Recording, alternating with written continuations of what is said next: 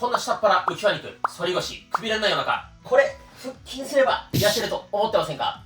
実は腹筋するだけではお腹は痩せません。ですが、この動画を見れば間違いなくお腹痩せすることができます。僕ももともとこんなアンチコメントたくさん来てました。でも去年3ヶ月で6キロ痩せて、お腹周りもこの通り変わりました。ただ体脂肪率がまだ 20% 以上あるので、男性としてはややぽっちゃり気味なので、皆さんと一緒にお腹痩せしていきたいと思います。さらにこの動画の最後には、誰でも絶対にできるお腹痩せの新種目紹介します。スマホ床に置いて見ながらやりましょう。まず足広げます。軽く広げてもらって、このまま股関節内外にねじります。こう限界まで広げなくていいです。ちょっと内ももが伸びるなーぐらいまで広げてもらって、股関節を内外内外パタパタ動かしていきましょう。でこれつま先だけ動かすんじゃなくて、股関節付け根からしっかり内側外側内側外側動かすイメージです。お腹痩せに必要な股関節下半身のストレッチを中心にやっていきます。呼吸は止めないようにしましょう。よし OK。 そしたら次はですね、柔軟性チェック兼ねた開脚していきます。途中でね、水分補給したりしながら皆さんのペースでやっていきましょう。いけるところまで開きます。で開いたらそのまま前倒れます。内もも膝の裏あたり伸びてれば OK です。最低でも90度ぐらい開いて、欲しいです。理想はですね、120度ぐらい開いておでことかもう胸が床につくぐらいまで理想なんですが、僕は90度でなんとかギリギリかなという感じです。でもこれ1回でかなり変化出ますので楽しみにしててください。呼吸をね止めないように意識しましょう。で膝どうしても伸びないという方、多少こうやって膝曲がっちゃっても OK です。そしてズボラの皆さん、最近ダイエットストレッチ調子はどうでしょうか？僕はこのダイエットルーティン動画でも出した通り、3ヶ月で6キロ痩せました。ただこれね、ちょっと前の話でですね、最近またいろいろね忙しくて1キロ2キロ3キロぐらいちょっとリバウンドしたりとか体重増減してるんでね、また今から頑張っていこうと思っています。よし OK。 そしたら次前屈です。一回足閉じます。よいしょ。足伸ばします。でこのまま前に前屈して倒れましょう。こんな感じで最低でも指先がつま先でギリギリ触れるぐらいが最低ラインですね。理想は手首が、つま先触れるといいと思います。で僕みたいにね硬い人こうやって反動をつけながらで OK です。で呼吸はね止めないようにしましょう。で膝がどうしても伸びない方、多少こうやって曲げても OK です。できる範囲で反動をつけながらでも OK です。ズボラストレッチはね、こうしなきゃいけないとかこうじゃなきゃダメだっていうのはないので、皆さんのペースでやっていただければと思います。そしてですね、全然どうでもいいんですけど、僕のリバウンドの言い訳をですね少しだけさせてほしいです。近くにね新しい薬局ができて、その薬局がね僕の大好きな板チョコホワイトチョコがね売ってるんですよ。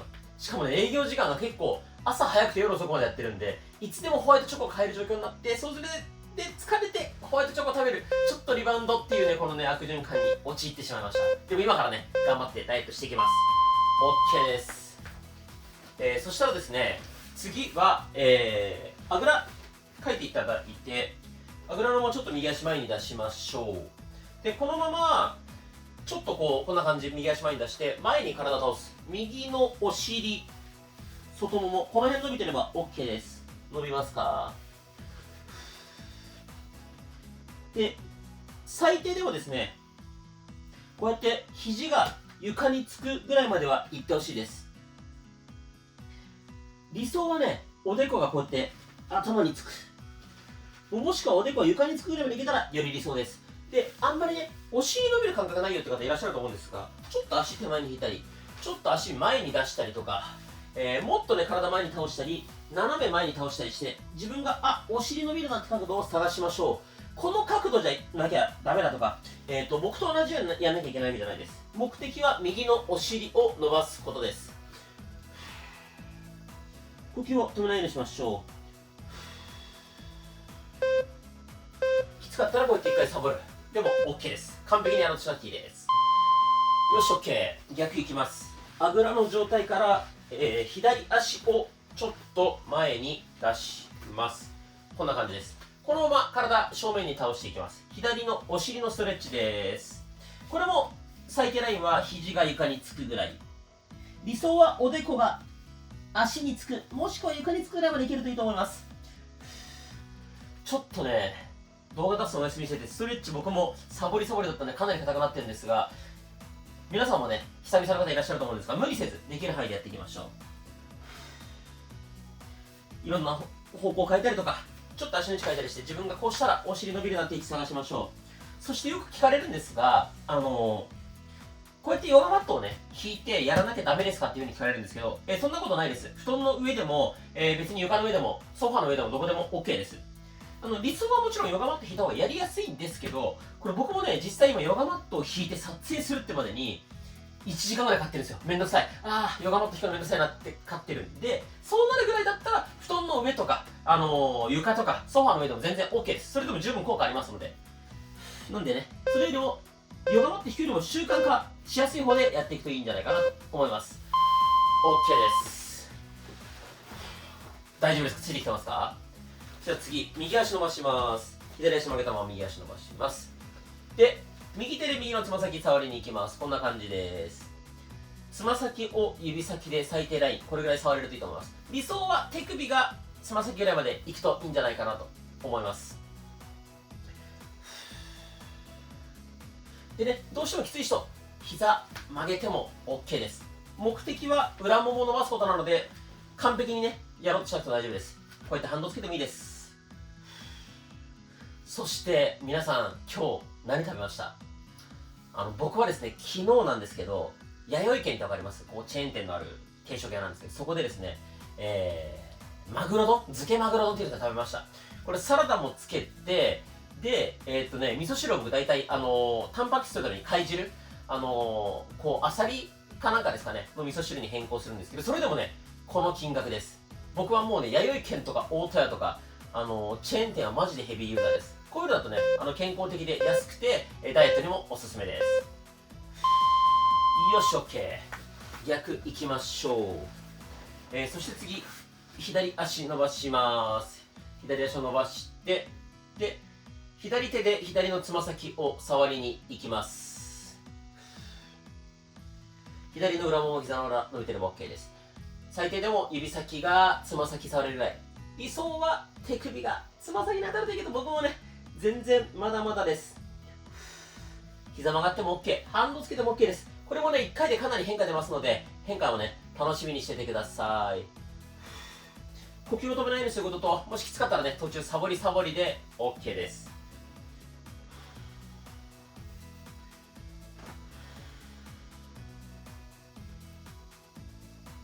そしてどうしてもダイエット中、こう外食とかもあるじゃないですか。で、その時、何を食べたらいいか分かんないっていうパターン結構あると思うんですけど、僕その時はね、さっき言った弥生県、大戸屋もおすすめなんですけど、牛丼屋もね、結構おすすめです。例えば、牛丼屋でも普通に牛丼食べたら結構カロリー高いですけど、紅鮭定食とかでサラダとか味噌汁付きとかにしたらめちゃめちゃヘルシーで安くて時間もかからないので、個人的にはおすすめです。よし、OK。そしたら、正座でもあぐらでも何でもいいです。楽な体勢で座りましょう。この座り方じゃなきゃダメっていうのは何でもないです。楽な体勢で OK。手を肩に添えて大きく後ろ回ししていきます。大きく後ろ回しです。大きく後ろ回し。呼吸を止めないようにしましょう。で、これね、スピード勝負じゃないと早く回すんだとか、ってこう向きになる必要ないです。大きくゆっくり普段動かさない範囲で回していきましょう。そしてこんなね、ダイエットの話してるんですけど、僕も今日ね、この撮影終わった後飲みに行くんですけど、ちゃんとね、僕がお店を決めて焼き鳥屋にしました。以前のね、この3ヶ月で6キロ出した、このダイエットルーティン動画でも言ってるんですけど、基本的にお店の外食の場合、ご自身で決めるのがおすすめです。例えばね、中華料理屋とか、ファーストフード店っていう風に、友達とかね、同僚に決められちゃうと、ダイエットすごい、に向いてない食事になっちゃうので、ダイエット中の外食はなるべくご自身でヘルシーなね、居酒屋とか料理屋さんにするといいんじゃないかなと思います。よし、OK。そしたら次はですね、あぐら、正座、長座、なんでもいいです。この状態で右手、右肘床について、左手万歳します。左の、脇の下、脇腹、この辺伸びてれば OK です。指先をね、誰かに引っ張られてるイメージで遠くに向かってぐっと伸ばすと、より脇の下、脇腹伸びると思います。で、斜め前倒したり、真横倒したりして、この角度伸びるなって位置でしっかり伸ばしていきましょう。で、この時ね、よく聞かれる質問が、反対のお尻、こっちのお尻、こうやって浮いちゃダメですかって言われるんですけど、浮かない方がいいです。でも、目的は脇の下、脇腹伸ばすことなんで、多少浮いても脇の下、脇腹伸びてればそれで正解です。なので、完璧にやろうとせずに、多少浮いてもいいので、脇の下、脇腹伸びるように、しましょう。そしてね、さっきの焼き鳥屋飲みに行くって話なんですけど、僕はね、タレじゃなくて、焼き鳥を塩で頼んでヘルシーにしたりとか、飲み物もね、ビールじゃなくてウーロンハイとか、生搾りのレモンサワーにしたりとか、あと、必ず最初にね、枝豆とかサラダとか野菜を取って、食物繊維を必ず最初に取って、血糖値の急上昇をね、抑えるようにしています。OK。そしたら次反対いきます。左手、左肘、床につきます。このまま右手万歳します。右の脇腹、脇の下伸びる感覚あれば OK です。伸びますか？この時も反対のお尻多少浮いてもいいですからね。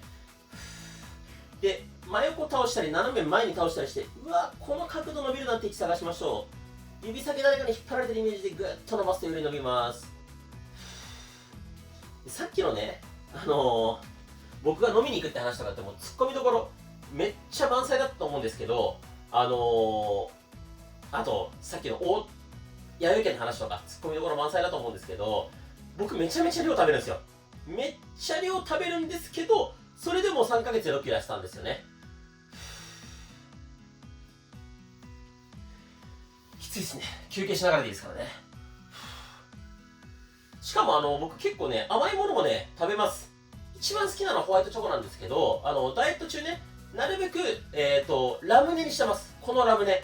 ラムネはね、マジで脂質、めちゃめちゃ低いので、ダイエット中の甘いものにめちゃめちゃおすすめです。よし、OK。そしたら次はですね、お尻を伸ばしていきます。あぐらの状態からですね、右足を左、こっちに持ってきます。で、この足、お腹にぐーっとつけます。右のお尻伸びる感覚あれば OK です。で、この時あんまり肩にこう力入んないようにしてくださいね。肩。なるべく足はお腹につける。で、この体勢きついよって人は、この足、ここでもいいです。頑張れる人は、こっち。で、僕とね、ちょっとね、格好違くてなんかこんなになっちゃったりとかしてもいいです。右のお尻伸ばすことが目的です。僕と同じポーズ取ることが目的ではありません。で、さらにまだ頑張れるよって人は、なるべく足をお腹につけて、胸をピンと張る。こうするとさらにね、右のお尻伸びてきます。で、さらにまだ頑張れるよって人は、この右のお尻、なるべく床につける。床にお尻つけといた方がより伸びます。呼吸止めないようにしましょう。で、肩もね、力抜きましょう。右のお尻が伸びてればそれで正解です。よし、OK。ちょっとね、こうやって途中で水分補給したりしながらやっていきましょう。僕は、僕のプロテインスマートタンパクの人工甘味料不使用に変わったチョコ味を今日は飲んでます。そして反対のお尻ストレッチいきます。左足を右、こっちに持ってきます。これでこの足をお腹にぐーっとつけます。左のお尻のストレッチです。肩だけこんな風に力入らないように意識してくださいね。そして皆さんなんかこうダイエットとかって聞くと、甘いもの禁止、お酒禁止、炭水化物、お米禁止だみたいに感じる方多いと思うんですけど、僕実際、お酒飲んでるし、めっちゃ食ってます。めっちゃ食べてます。でも、何が言いたいかって、要するに、食べ過ぎない、飲み過ぎない、バランスよくしましょうねって話なんですよ。逆に、全くお酒やめるとか、もう甘いもの一切やめるっていう風になると、もうストレス爆発して、続かなくなっちゃうと思います。だからそういう風になっちゃう方も完璧主義すぎると思うので、僕ぐらいもう適当にね、週に1回できればそれで習慣化なんで、無理せずできる範囲でやってきていいんじゃないかなと思います。OK。そしたら次はですね、体の正面で足の裏合わせます。こんな感じです。足の裏合わせて、こんな感じでひし形作って、で、真正面に体倒していきましょう。外ももお尻のストレッチです。伸びますかね。いまいち伸びない方、足もっと前に出したり、手前に左して自分がお尻外もも伸びるなって角度探していきましょう。伸びますか？お尻がね伸びてればそれで OK です。それダイエットのね、さっき完璧主義って話をしたんですけど、僕そもそも食事制限でしたいんですよ。量減らさないんで。食事管理っていうイメージなんですよね。食べる内容を変える、量は減らさないんです。で、僕はとにかく食べるの大好きなんで、食べる量を減らせって言われたらめちゃめちゃしんどいですよ。でも、例えばですよ、ラーメンじゃなくて、さっき言ったマグロ丼定食とか、お刺身とご飯味噌汁に変えてくれ、これはできるんですっていう風に、皆さんもこれなら続けれるっていうものをご自身で見つけるといいんじゃないかなと思います。よし OK です。そしたら次はですね、右足を前に出しましょう。右足を前にで、真正面よりちょっと斜め前、こっちに出しましょう。はい。で、右手でも左手でもどっちでもいいんですけど、足でつま先を触りに行く。膝の裏とか裏もものちょっと外側が伸びる感じです。真正面よりもこっちに入れる。伸びますか？膝曲がっても OK です。そしてね、僕がこの3ヶ月で6キロ痩せたこのダイエットルーティン動画でも話してるんですが、外食をねヘルシーな店にしたりとか、あと自宅でこの画像のように調理方法を意識する、これもねめちゃめちゃおすすめです。やっぱり揚げるとか焼くっていうのが、一番油が出て油が必要なので、カロリー高めになる、脂質も高めになるので太りやすいので、揚げ物じゃなくて、そうですね、お魚だったらアジフライとかよりも、アジの開きのがましで、さらにいいのはお刺身の方が良かったりしますっていう風に調理方法をね工夫するのもいいかなと思います。 OK、 次は足いきます。左足を前に出します。で、このままちょっと斜め前、こっちに持ってきます。で、どっちの手でもいいのでつま先触りに行きましょう。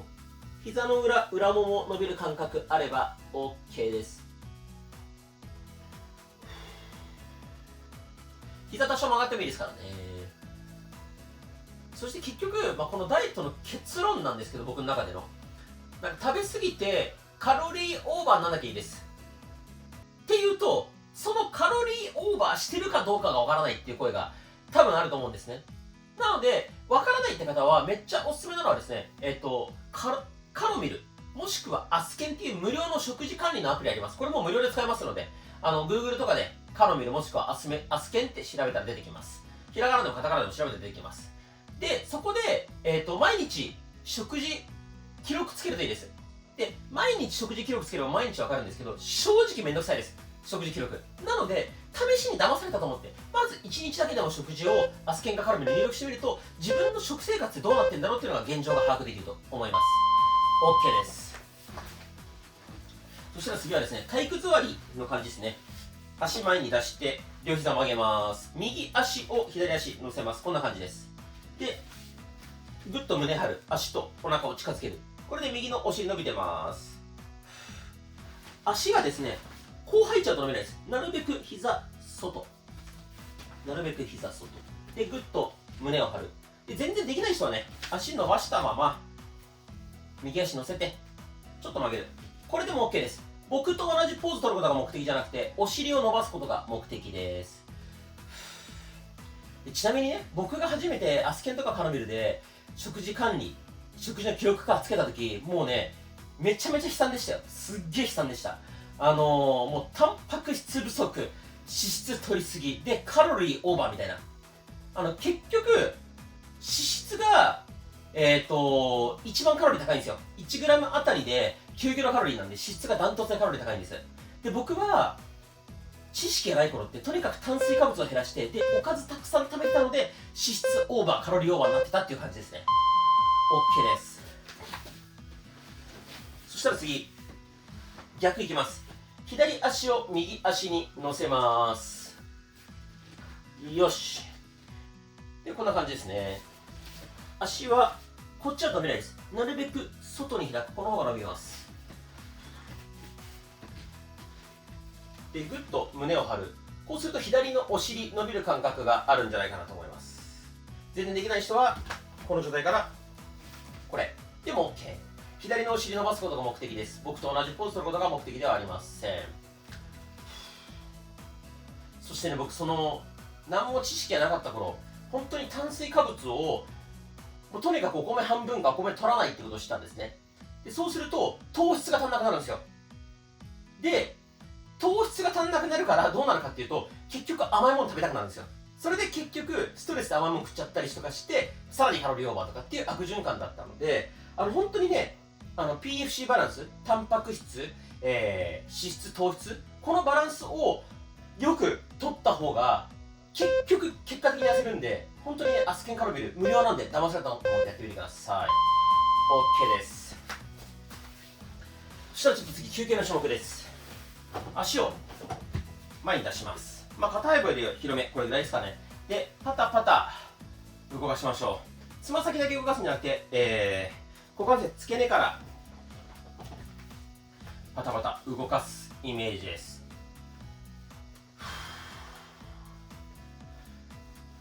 結構きついですよね。途中でこう水分補給とかしながらね、休憩しながらやっていきましょう。そしてPFC バランスの P、タンパク質に関しては、もう厚生労働省がね、こうやって発表している通り、日本人はもうタンパク質不足なんですね。タンパク質はもうダイエットとか美容とか健康とかにはもうなくてはならない栄養素なんですけど、結局筋力はタンパク質で筋肉ができてるんで、タンパク質不足だと、筋力落ちます。で筋力落ちると代謝が落ちます。でも筋力落ちると、筋力落ちた分体重軽くなるんですよ。でも代謝が落ちてるんで結局太りやすいっていう感じになっちゃう、リバウンドしやすくなっちゃうので、タンパク質はしっかり取った方がいいです。よし OK。 そしたら次もね、そんなにきつくないです。膝立てます。こんな感じ。肩幅よりちょっと広めぐらいで左右にパタパタ動かしていきます。こんな感じです。で床についてていいですからね。で全然余裕だよって人はこうやって手浮かしたままやると体幹もきついです。筋肉をつけます。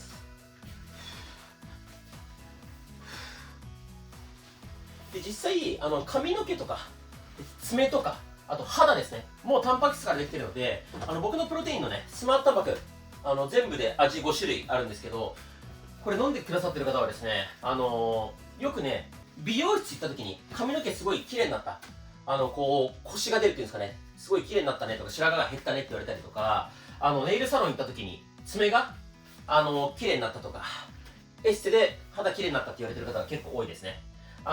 人工甘味料不使用にリニューアルしたので安心してね続けて飲んでいただけます。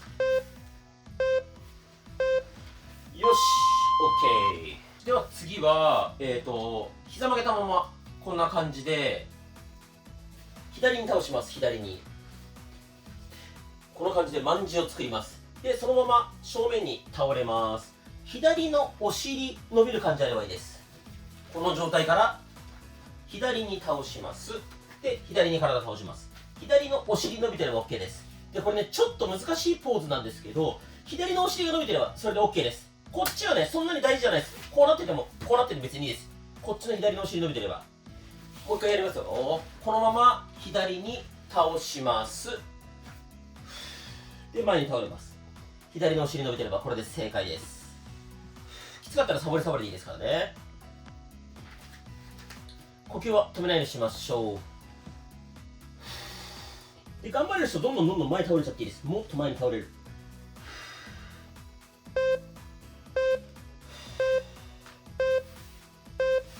よし OK です。そしたら逆ですね。足肩幅で広めに開いて右に倒します。体を右に倒す。これで右のお尻伸びてれば OK です。こっちの足こうでもこうでもいいですからね。伸びてる、右のお尻伸びてればいいです。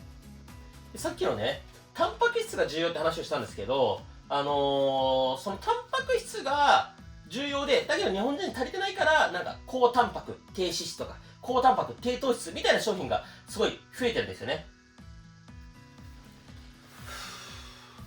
そして僕はね、普段、こんな食事意識してます。さっきのこの弥生県の食事とも似てるんですけど、これ大戸屋で食べた場合の食事なんですが、爆弾丼って言って、マグロとかこう、納豆が乗っかって高タンパクで、しかも五穀米だからそんな血糖値も急上昇しない。で、味噌汁もついてるサラダを食べる。っていうようなね、こういう食事を僕は普段から意識するようにしています。こうするとね、たくさん食べてもね、カロリー低いんで全然太らないですね。よし、OK。そしたら次、右足伸ばします。こんな感じです。右足伸ばします。でですね、なるべくこう股関節開きます。で、このまま体真正面にちょっと倒します。で、前に倒す、真上向ける。前に倒す、真上向ける。こんな感じです。内もも、膝の裏あたり伸びてれば OK です。呼吸をね、止めないようにしましょう。で、ただ、さっきも大戸屋とか、牛丼屋とか、弥生県とかいろんな話したんですけど、そういう定食屋が近くにないって方結構、いらっしゃると思うんですよ。でも逆に、ファーストフードとか、菓子パンとかって、コンビニとか、ファーストフード店とかどこにでもあるから、すごい取りやすいじゃないですか。すごい取りやすいし、普通に美味しいし安いんですけど、やっぱ添加物たっぷりだし、カロリー高いんで、ダイエットにも美容にも健康にも、僕個人的にはおすすめはしないです。ただですね、僕本当に小遣い出身1万で、安くね、美味しく食べれるもの大好きなので、食べるなとは皆さんに一切言ってません。よし、OK。次逆いきます。左足を伸ばします。で、なるべく股関節こう開く。で、そのまま体真正面に倒します。左の内もも、膝の裏伸びてれば OK です。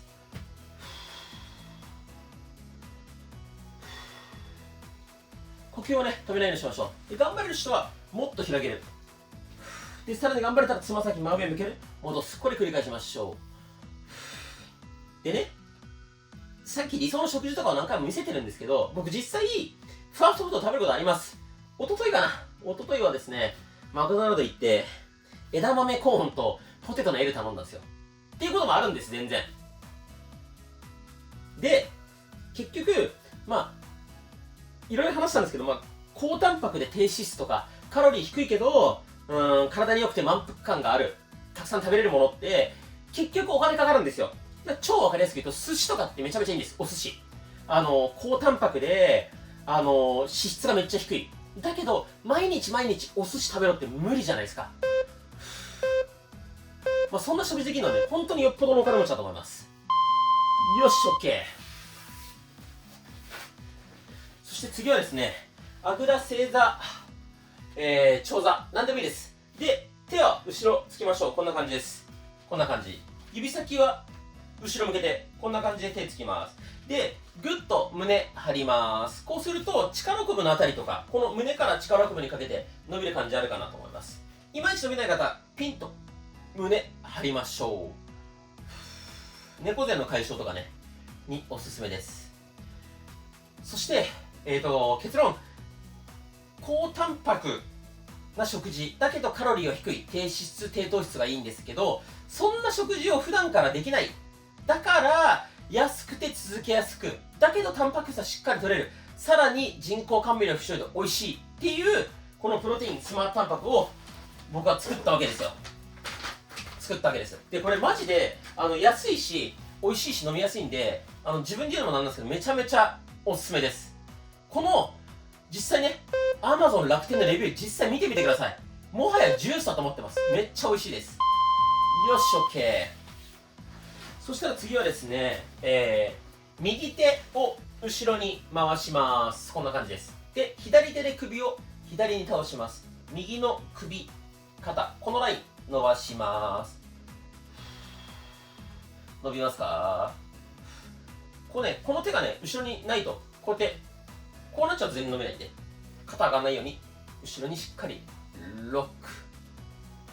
こんな感じですね。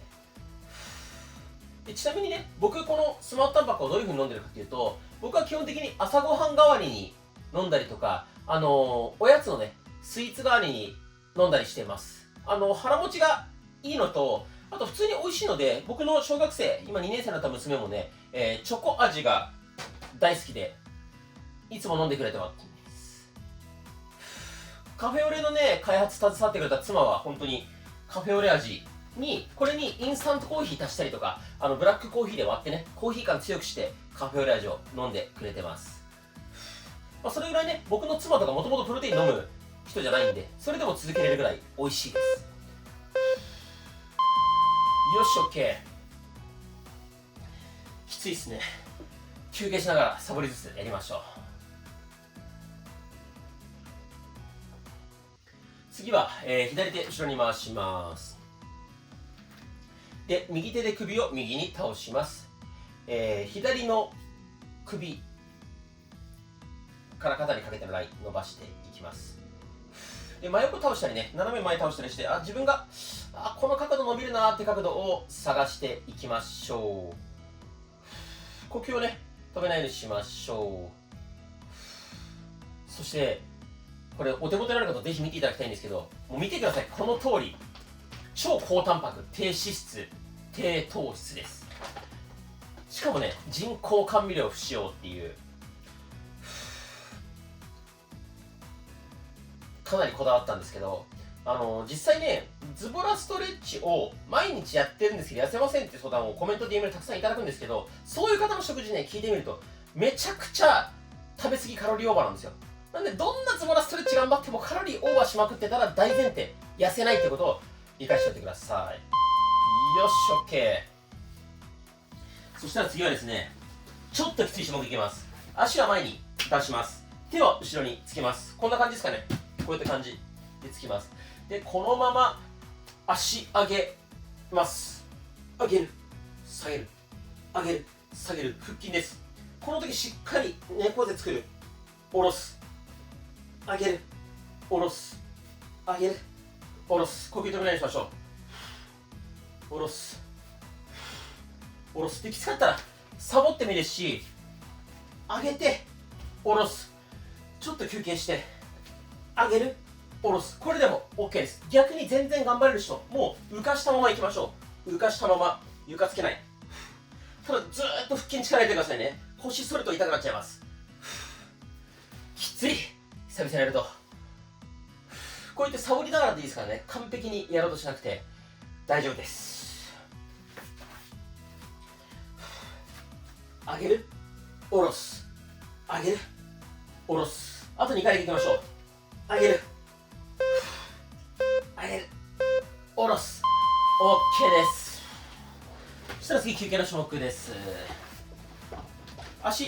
両足こうやって前に出してこう揺らしていきましょう。後ろ僕みたいに寄りかかってもいいです。もしくはこうやって手ついてもいいです。自分が楽な体勢で揺らしましょう。ふくらはぎ揺らす。布団をね揺れると思います。こうやってついてもいいです。つま先浮いててもいいです。どっちもやりやすい方でいいです。で結局ね、今までの話聞くとなんか結局このプロテイン売りたいんでしょっていう風に、感じる方がいるんじゃないかなと思うんですけど、僕のこのズボラストレッチ発信してる目的って、運動とか食事を習慣化して、健康的な体になってほしいって意味なんですね。だから僕ずっと週に1回でも習慣化ってずっと言い続けてると思うんです。目的はダイエットじゃなくて習慣化だよって言ってると思うんですね。で、さらにね、こう心ないコメントを最近コメントとか DM いただくんですよ。なんか結局お金儲けしたいんですねみたいなことをいただくんですけども、もうはっきり言っときますけど、お金儲けしたいんだったらこんなね原価が高いものを作らないで50万円とかのもう原価0円のねダイエットコートとかを僕だったら絶対作ります。その方が全然儲かるので。よし OK。 そしたら次は同じ体勢でですね、両手で太ももを叩きます。軽くげんこつ作って太もも、裏もも、外ももと裏ももを叩く感じですね。こんな感じです。つま先浮いててもつけててもどっちでもいいです。やりやすい方で OK です。あんまりこの時肩力入れないようにしましょう。でね、やっぱりもともとご存知の方はご存知だと思うんですけど、本当に僕、数年前まで小遣い1万のサラリーマンで、それを抜け出すためにこう YouTube とか頑張ったんですけど、そういう小遣い1万とか、余裕がない生活してる時って、ヘルシーで健康的な食事にお金かけれないじゃないですか。かけれないんですよ。僕もかけれなかったので。でもそんな毎日、そういう食事はできないけども、これだったら1日1杯飲むだけだし、1袋 800g で、定価が4500円。で、大体基本的に3980円で売ってるので、まあ、4000円しないぐらいですよ。で、これだったら、そこまでね、お金かからないし、現実的なんじゃないかなと僕は思います。よし、OK です。そしたら次、ちょっときつい種目、自転車漕ぎ、いきます。寝っ転がってもらって、足持ち上げます。で、このまま大きくいつも通り自転車漕ぎやっていきましょう。呼吸を止めないようにしましょう。なるべく高い位置で、こうやってお尻が床から浮くぐらい、これぐらいの状態でやっていきましょう。呼吸止めないようにしましょう。頑張って頑張って。なるべく高い位置。きつかったら、一回サボっても OK。で、これきつくてできないよって人はですね、空いてる手とか、クッションとか枕とかをお尻の下にこうやって入れて、持ち上げる。で、こうするとお尻がね、床から浮くんで、だいぶ楽になると思います。頑張って頑張って。この時こうやって上半身浮かしてるのがきついんですけど、寝かしてもいいですからね。きつかったら、サボる。あと少し頑張りましょう。大きく大きく。よっしゃ OK。 よく頑張りました。で次はですね、右足を出します。右足を出します。で、左手で右のつま先触りに行きます。左手で右のつま先触りに行きます。こうすると、左の脇の下、脇腹伸ばしながら、右の膝の裏伸ばしてます。右足を伸ばして、左手でつま先を触りに行きます。左の脇の下、脇腹伸びる感じありますか？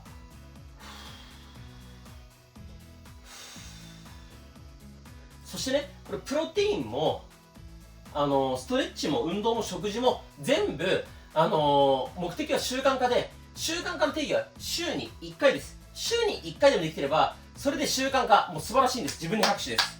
なので、毎日必ずやらなければいけない、毎日必ずやるんだっていうのは、あまりお勧めしません。現実的じゃないからです。皆さん、忙しいですよね。なんで、まず週に1回でいいんだと、いうところから始めればと思うんですけども、でもね、これを聞いて思う方いると思うんですけど、本当に週に1回で意味があるのか、そんなんで効果あるのかって思う方いると思うので、ちょっとね、解説しながらやっていきます。よし、OK。次、左足伸ばします。これで、右手で左のつま先触りに行きます。こんな感じです。左の膝の裏ももと右の脇の下、脇腹、こっち伸びる感覚あれば OK です。つま先で指先触れる方がいいですが、僕は硬くてまだつかないです。呼吸を止めないようにしましょう。で、多少ね、膝曲がっても全然 OK です。でさっきのね、週に1回で意味あるかって話なんですけど、例えばですよ、例えば僕がおすすめしてる朝ごはんをプロテイン、スマートタンパクに置き換える場合、一般的な朝ごはん、大体500キロカロリーぐらいなんで、500キロカロリーを、スマートタンパクに置き換えると、スマートタンパクが1杯150キロカロリーなんで、350キロカロリーカットになるんですよ。で、脂肪を1キロ落とすには7200キロカロリーの、消費が必要とされてますが、消費じゃなくてカロリーカットでもいいんです。なので、350キロカロリーカットを週に1回で、21週間、5ヶ月継続すれば体重1キロ痩せるっていう計算になります。よし、OK。そしたら次はですね、体育座りの状態から、膝曲げます。で、足指で歩きます。このまま足指で歩いていきます。手前に足を置いといて、こんな感じ。歩く。こんなに行きましょうか。手前に足を置いて、足指で前に歩く、歩く、歩く、歩く、歩く。こんな感じです。歩く、歩く。で、これね、難しい人、いいです。手、床についてもいいので、ゆっくり、こうやって、これぐらいゆっくりです。僕これ得意なんでいけるんですけど、ゆっくり。で、釣りそうになる方はね、釣らない範囲でいいです。無理せずやっていきましょう。で、さっきのね、一食置き換えの計算。350キロカロリーカットを1年続けたら 2.5 キロ体重落ちるんですよ。2年続けたら5キロ落ちるんですよ。っていうことは、週に1回だけでも朝ごはんプロテインの置き換えとか、昼ごはんプロテインの置き換え、意味ありますよね。それでも十分痩せるんで。よし、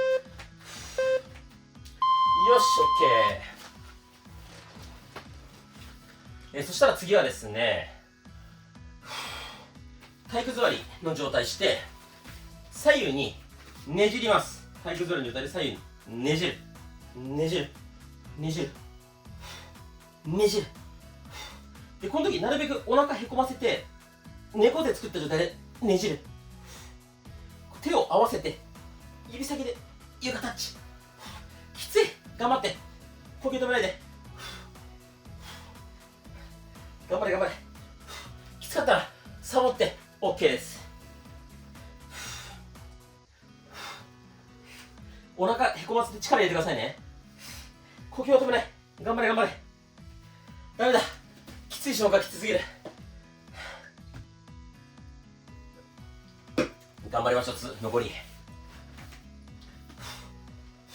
お腹へこませてくださいね。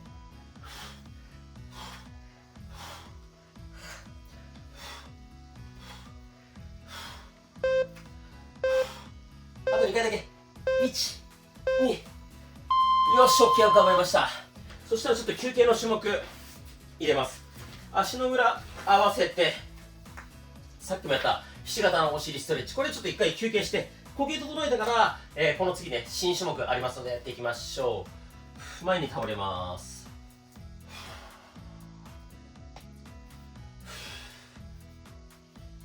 で、このストレッチも、スマートタンパクも、他の運動も、食事も、水分取ることも、完璧にやること、毎日やることが目的じゃないんで、週に1回習慣化して継続が大切です。で、なんか別に、具体的な目標とかは別になくていいです。なんかいつまでに何キロ痩せたとかなくてもいいです。継続さえしてたらそのうち結果出るので、目的は習慣化、継続。もう誰かとね、スピード競争してるわけでもないので、皆さんのペースで無理せず、できる範囲でやっていただければと思います。皆さんこれついてきてますか？今日の動画、ちょっとだけ長いんですけども、皆さんに伝えたいことがたくさんあるのと、やっぱりね、どうせなら習慣化して結果も出したいので、結果出すためにね、いろんな種目をちょっと詰め込んじゃいました。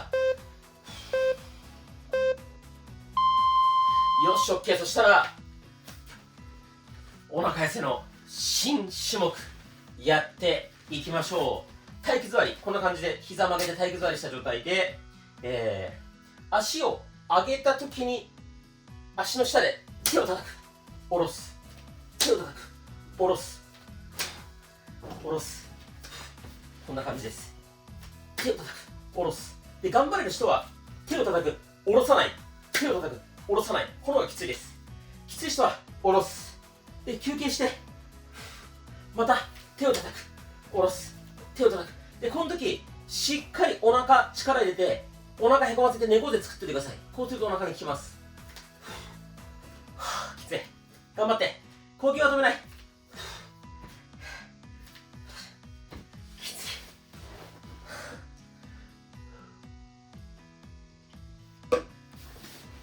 あと頑張りましょう。手を叩く。下ろす。手を叩く。下ろす。この手を叩くことで、よりね、体がぐっと曲がるので、腹筋にめちゃくちゃ効きます。あと2回。よし、OK。そしたら、右足前に出します。最初に行った柔軟性チェック一緒にやっていきましょう。右足を出して、右手で右のつま先触りに行きます。さっき僕、指先でギリギリつま先触れるぐらいだったんですが、今もう掴めるぐらいになりました。皆さんどうでしょうか？変化出てますか？きつい人ね、膝曲がってもいいです。反動つけながらでいいです。やっていくとね、ちょっとずつ前に倒れるなんて変化分かるようになるので、ぜひね、週に1回無理せずできる範囲でやっていきましょう。そしてね、この動画必ず最後まで完走しなくてもいいです。途中でやめたっていいです。もう途中からね、翌日その続きからやったっていいです。こうしなきゃいけない、こうじゃなきゃダメだ、こうじゃなきゃ意味がないんだってことはズボラストレッチ一切ありません。週に1回できてれば全部 OK と覚えておいてください。そしてね、人工甘味料不使用に、リニューアルした、このプロテインスマートタンパク、概要欄と固定コメントに、楽天とね Amazon どちらでも買えますのでリンクを貼っておきます。ぜひそちらにね、成分とかいろんな詳細出てますので、興味ある方ご覧いただければと思います。呼吸は止めないようにしましょう。よし OK。 これ次左足伸ばします。左手で、左のつま先触りに行きましょう。僕さっきギリギリ掴めるぐらいだったのが、触れるぐらいだったのが、今もうこうやって掴めるようになったので、だいぶ僕は曲がりやすくなりました。皆さんはどうでしょうか。そして大変お待たせしました。僕がストレッチ専門店でトータル1万人以上施術してきて、お腹痩せしない方たちの共通点の発表です。それはお尻とか股関節の柔軟性がない、硬いってことです。この動画のね、最初の2種目目から6種目目柔軟性チェックやりましたが、全て余裕だけどお腹太ってる、お腹痩せないって方はほとんどいないんじゃないかなと思います。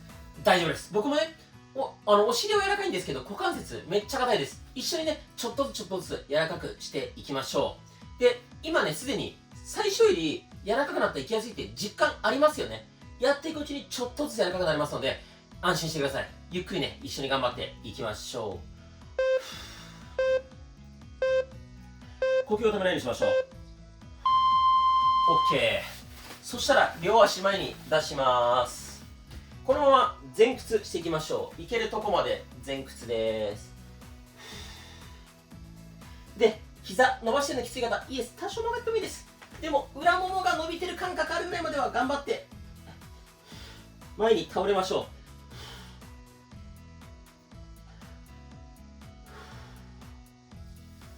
僕もね、さっき触るのがギリギリだったのが、触ってなんとかこうやってキープまでいけるようになったので、だいぶ僕は曲がりやすかったんですが、皆さんは前屈どうでしょうか。ぜひね、変わったよ、変化出た、こんな風に感じた、きつかったけど最後まで完走できた、週に1回できたとかね、コメント欄で教えていただけると嬉しいです。